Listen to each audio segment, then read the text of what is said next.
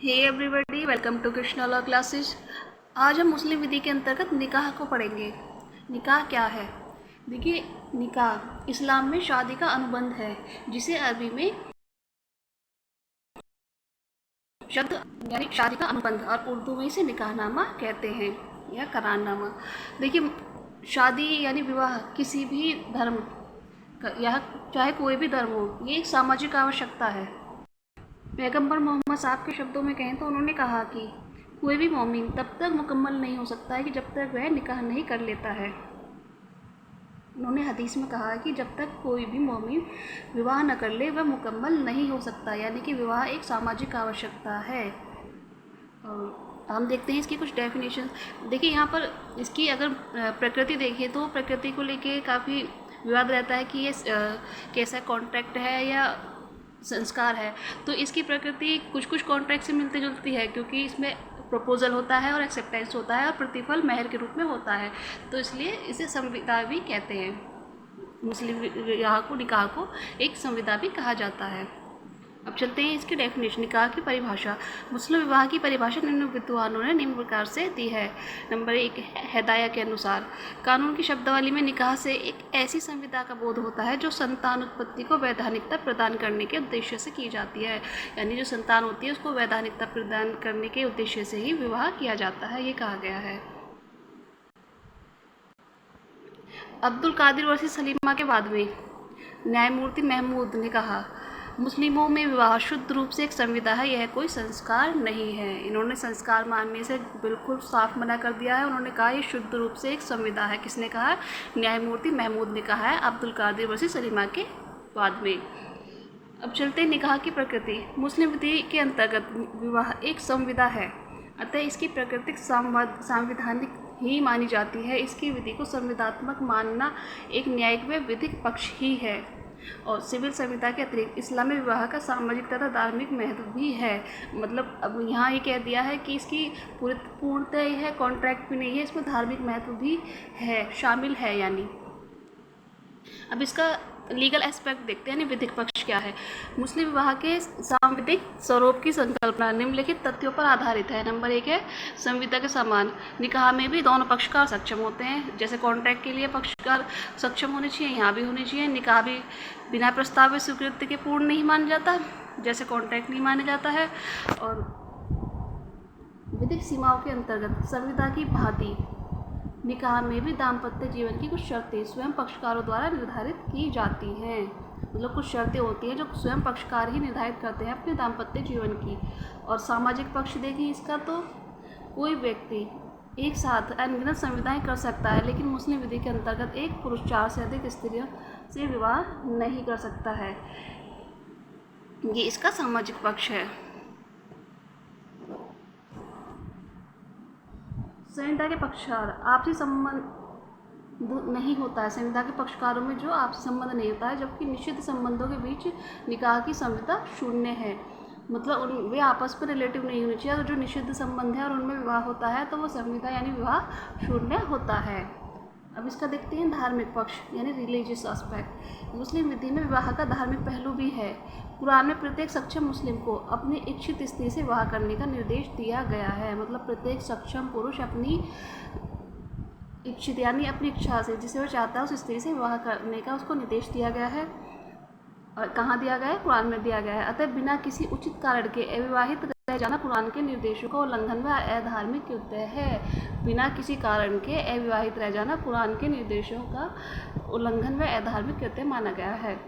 इसके अतिरिक्त स्वयं पैगंबर मोहम्मद साहब ने भी विवाह इसलिए किया इसलिए यह पैगंबर मोहम्मद का सुन्नत है, क्योंकि पैगंबर मोहम्मद ने विवाह किया था, इसलिए इसे पैगंबर मोहम्मद की सुन्नत कहा गया है, जिसका अनुसरण करना प्रत्येक मुस्लिम का धार्मिक कर्तव्य है।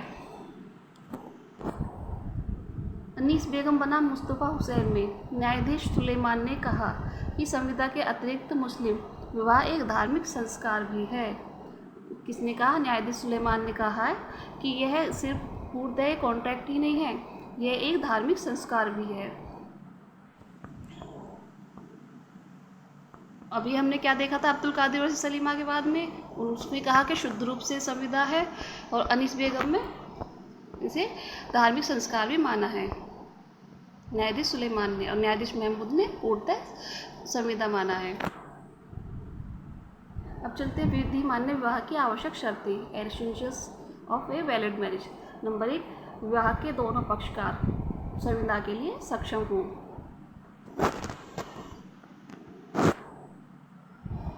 नंबर 2 है, दोनों पक्षकार या उनके अभिभावकों की स्वतंत्र सहमति होनी चाहिए। विवाह की आवश्यक औपचारिकता पूरी हो और दोनों पक्षकार के बीच निषिद्ध संबंध न होना चाहिए। और सक्षम पक्षकार यानी कॉम्पिटेंस पार्टीज हों। सक्षम पक्षकार होने के लिए निम्न का होना आवश्यक है। नंबर 1 है यौन अवस्था की वह प्राप्त की हो। नंबर 2 है स्वस्थ मस्तिष्क वाला हो। नंबर 3 है मुस्लिम हो। क्या क्या होना चाहिए? यौन अवस्था की वह प्राप्त होनी चाहिए यानी कॉम्पिटेंट होना चाहिए, स्वस्थ मस्तिष्क वाला हो और मुस्लिम हो। ये सक्षम पक्षकार की शर्तें हैं। और यहाँ पर क्वेश्चन ये उठता है कि यौन अवस्था की वह क्या होती है यानी एज ऑफ पॉवर्टी क्या है। तो मुस्लिम विधि में विवाह में है तथा तलाक से संबंधित मामलों में वयस्कता की वह आयु 18 वर्ष न होकर यौन अवस्था की वह मानी जाती है, यानी जब से यौन अवस्था प्राप्त कर ली जाती है तभी से वह उसकी वयस्कता की आयु मान ली जाती है। मुस्लिम विधि के अंतर्गत विवाह के लिए यौनावस्था की वह अर्थात आयु 15 वर्ष मानी गई है। यहाँ यौनावस्था की वह है 15 वर्ष। जब पक्षकार 15 वर्ष की आयु पूरी कर लेते हैं तो वह विवाह के लिए विधिमान्य सहमति भी दे सकते हैं, ऐसा कहा गया है मुस्लिम विधि में। लेकिन अगर कोई 15 वर्ष की आयु प्राप्त नहीं किया है, यौन अवस्था की वह प्राप्त न की हो, तो विवाह के लिए उसे अवयस्क माना जाएगा। यानी अगर 15 वर्ष की आयु प्राप्त नहीं की है तो वह अवयस्क माना जाएगा और तथा उसकी ओर से उसके अभिभावक विवाह की सम्मति दे सकते हैं। वह अवयस्क है तो कौन सम्मति देगा? उसके अभिभावक। और मुस्लिम विधि में विवाह के लिए अवयस्क की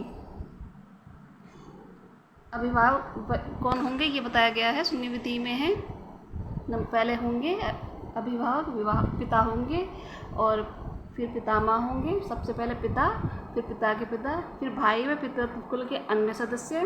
ये दोनों नहीं है तो फिर भाई या पितृत्व कुल के अन्य सदस्य। फिर ये भी नहीं है तो फिर माता और माता अथवा मातृकुल के अन्य सदस्य। अब शिया विधि में देखिए, शिया विधि में कौन होंगे विवाह के अभिभावक? पहले पिता, पितामह ही हो सकता है चाहे वह कितनी भी उच्च पीढ़ी का क्यों ना हो, ये कहा गया है शिया विधि में।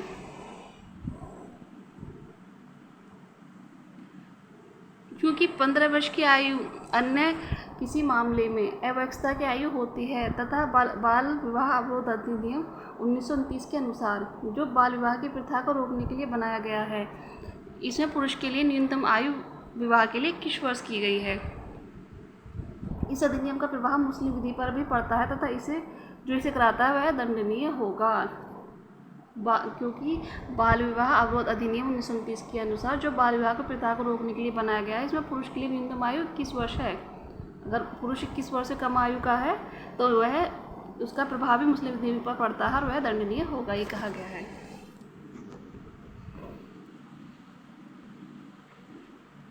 अब है स्वस्थ चित्त क्या, साउंड ऑफ माइंड क्या है, साउंडनेस ऑफ माइंड। विवाह संपन्न होते समय दोनों पक्षकारों का स्वस्थ चित्त होना आवश्यक है, क्योंकि अगर वह स्वस्थ चित्त नहीं होंगे तो वह विधिमान्य सम्मति देने में असमर्थ होंगे। लेकिन अगर उनकी तरफ से उनका अभिभावक सम्मति दे देता है तो उनका विवाह हो सकता है। यदि अभिभावक सम्मति देते हैं तो अनसाउंडनेस माइंड भी शादी कर सकते हैं। अब चलते हैं पक्षकारों का धर्म, रिलीजन ऑफ पार्टीज।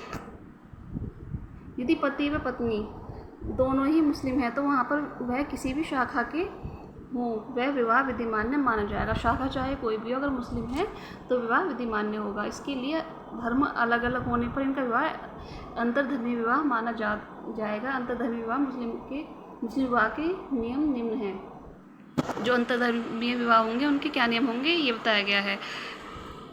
अंतर्धर्मीय विवाह में शिया तथा सुन्नी की अलग अलग विधियाँ हैं। तो पहले चलते हैं सुन्नी विधि में क्या विधि है। तो इसके अंतर्गत एक सुन्नी पुरुष को किसी मुस्लिम महिला तथा किसी किताबी लड़की से विवाह करने का पूर्ण अधिकार है। सुन्नी किस किस से कर सकता है? किसी मुस्लिम से या किताबी लड़की से। और ऐसा समुदाय जो अपना उद्गम किसी देवी मूल के पवित्र पुस्तक को मानता है, मतलब किसी देवी मूल की पवित्र पुस्तक को वह अपना उद्गम मानता है, किताबी समुदाय कहलाता है। अदालतों ने यहूदियों तथा ईसाइयों को किताबी समुदाय की मान्यता दिया है, यानी मुस्लिम यहूदी और ईसाइयों से शादी कर सकते हैं।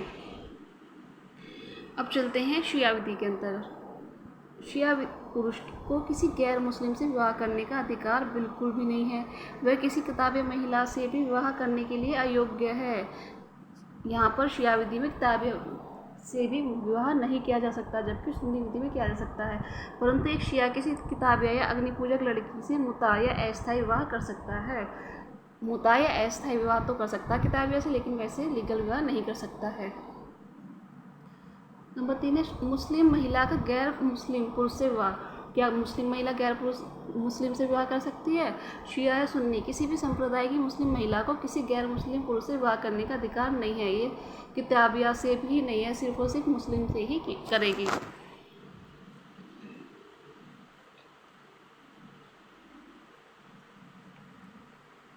अब देखते हैं मुस्लिम विधि के अंतर्गत अंतरधर्मी विवाह से संबंधित कुछ निम्न तत्व हैं। सुन्नी पुरुष और शिया महिला के मध्य विवाह विधिमान्य विवाह है। सुन्नी पुरुष हो और शिया महिला हो तो उनके बीच विवाह विधिमान्य होगा। सुन्नी पुरुष और किताबी महिला के मध्य विवाह विधिमान्य होगा।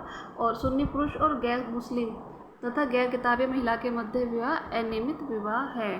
एक तो सुन्नी पुरुष प्लस गैर मुस्लिम अथवा किताबी महिला के मध्य विवाह अनियमित होता है, यानी सुन्नी पुरुष जो है वो गैर किताबी महिला या गैर मुस्लिम से विवाह करता है तो वह अनियमित होगा। और शिया पुरुष प्लस किताबिया अथवा गैर किताबिया के मध्य विवाह यहाँ शून्य है। सुन्नी में क्या है? अनियमित है गैर किताबी और गैर मुस्लिम से विवाह सुन्नी पुरुष का, और शिया पुरुष में किताबिया अथवा गैर किताबी महिला के मध्य विवाह शून्य है। अब चलते हैं मुस्लिम और गैर मुस्लिम पुरुष के मध्य विवाह शून्य विवाह है।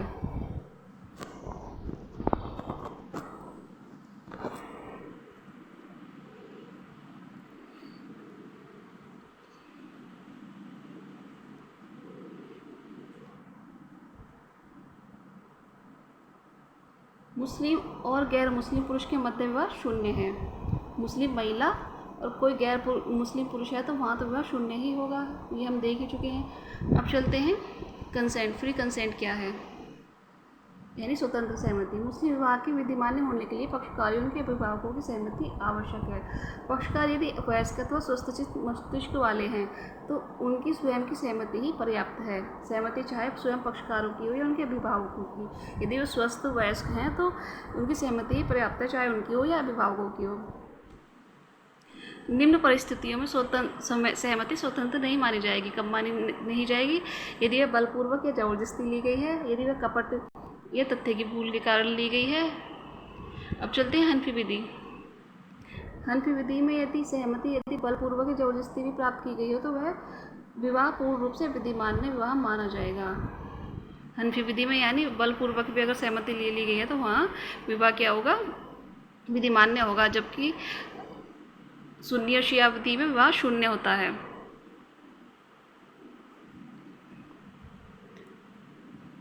बलपूर्वक सहमति में विवाह किसी मतलब बल द्वारा प्राप्त की गई है तो विवाह शून्य होगा। कपट द्वारा प्राप्त की गई है तो शून्य करने होगा अकॉर्डिंग टू कॉन्ट्रैक्ट एक्ट। और तथ्य की भूल के कारण की गई है तो शून्य होगा। हनफी विधि में यह पूर्ण रूप से विधिमान्य होगा। अब हैं विवाह की कुछ औपचारिकताएं, इन्हें हम नेक्स्ट वीडियो में कवर करेंगे। अभी काफ़ी कुछ है पढ़ने के लिए। So thanks for watching.